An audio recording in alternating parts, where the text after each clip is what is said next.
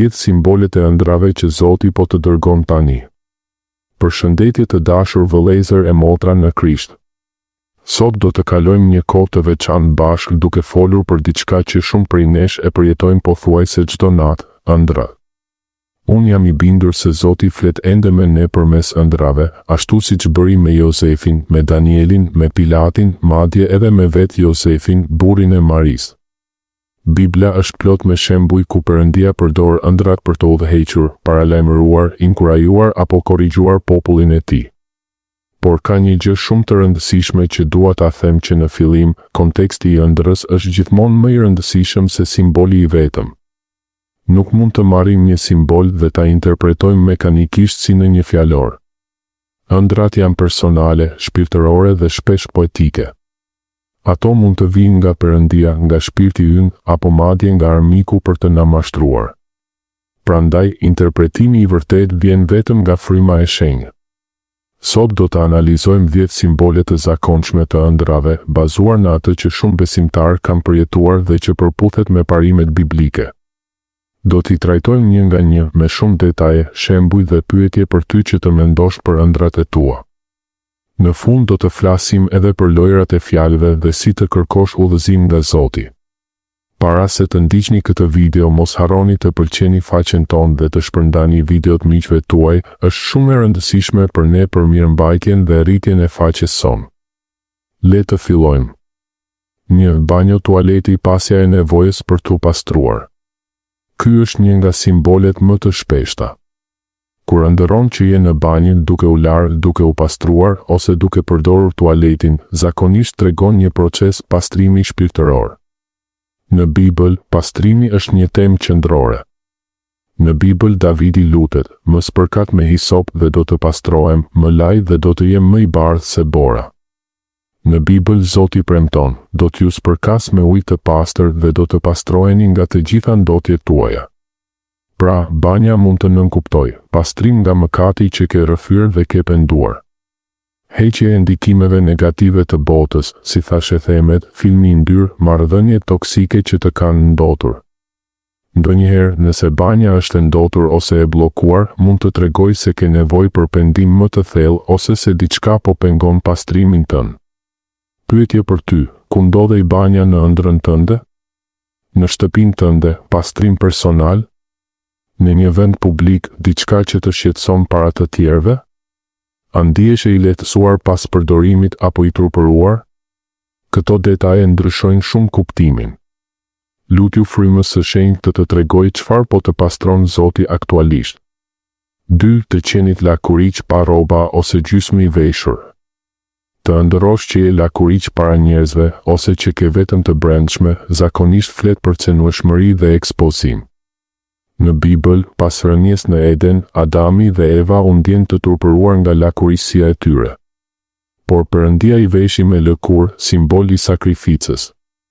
Në ditët e fundit na këshillon të blejmë rroba të bardha që të mos shfaqet turpi i lakurisisë sonë shpirtërore. Kuptimet e mundshme, pozitive, Zoti po të tregon diçka që ke fshehur, një mëkat, një plagë emocionale që të mund ta shërosh. Është ftesë për intimitet me të. Negative, një sulm për të bërë të ndihesh i ekspozuar, i turpëruar ose frikë nga gjykimi i të tjerëve. Nëse je rehat lakuriq në ëndër, mund të tregoj liri shpirtërore, sinqeritet para Zotit. Kush të pa në ëndër? A u mundove të fshieshe? A ndihesh në rrezik apo i qetë? Kjo ëndër shpesh vjen kur Zoti po të thërret të hapesh me dikë të besuar ose me të drejtë për drejtë. 3. Njerëzit në ëndër, veçanërisht pa fytyrë ose të njohur. Shumë shpesh njerëzit nuk përfaqësojnë personin real që sheh, por aspekte të vetes tënde ose entitete shpirtërore. Nëse shfaqen pa fytyrë, mund të jenë engjëj, demon ose fryma e shenjtë vetë, siç ndodh shpesh në ëndrat profetike. Nëse janë njerëz të njohur, zakonisht përfaqësojnë një karakteristikë që ajo person ka dhe që Zoti po të tregon në ty, për shembull. Nëse ëndërron një mik që është shumë i guximshëm, mund të jetë thirrje për guxim në ty. Bibla na tregon se Zoti përdor njerëz si simbole, për shembull. Në Zbules, 24 plakët përfaqësojnë kishën. Pyetje kyçe. Çfarë ndjenje të dhanë ata njerëz? Frikë? Paqe?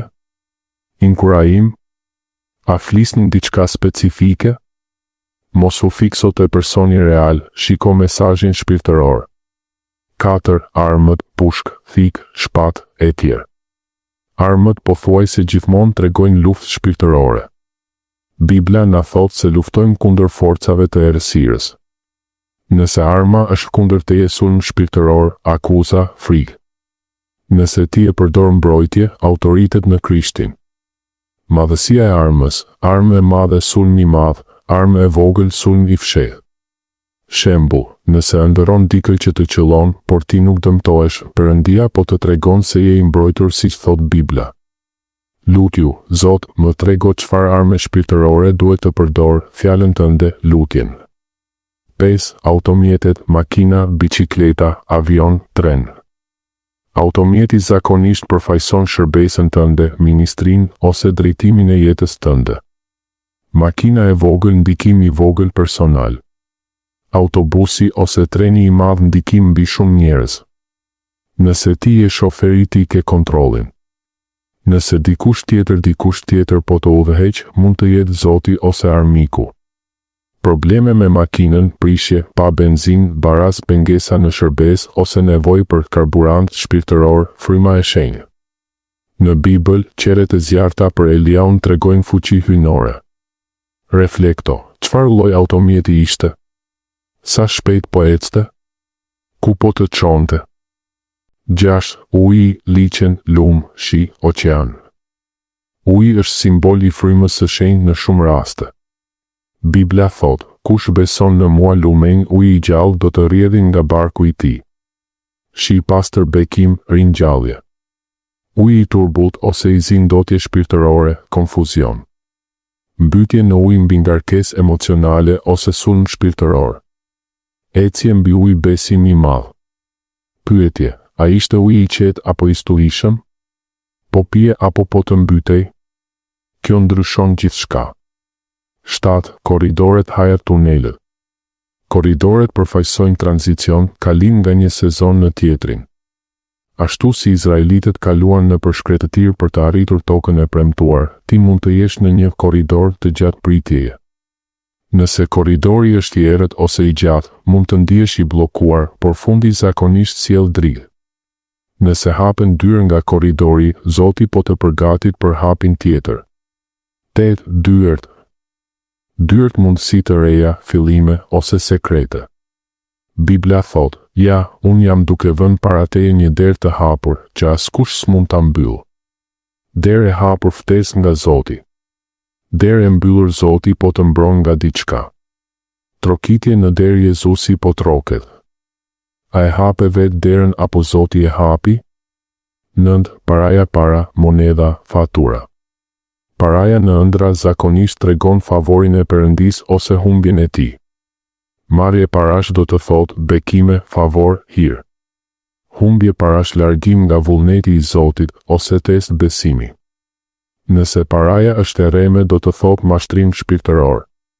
Bibla na paralajmëron se nuk mund t'i shërbejmë Perëndisë dhe pasurisë. Kjo ëndër shpesh vjen kur zemra jote po vihet në provë. 10. Ish partneri, ish i dashuri ose ish bashkëshorti.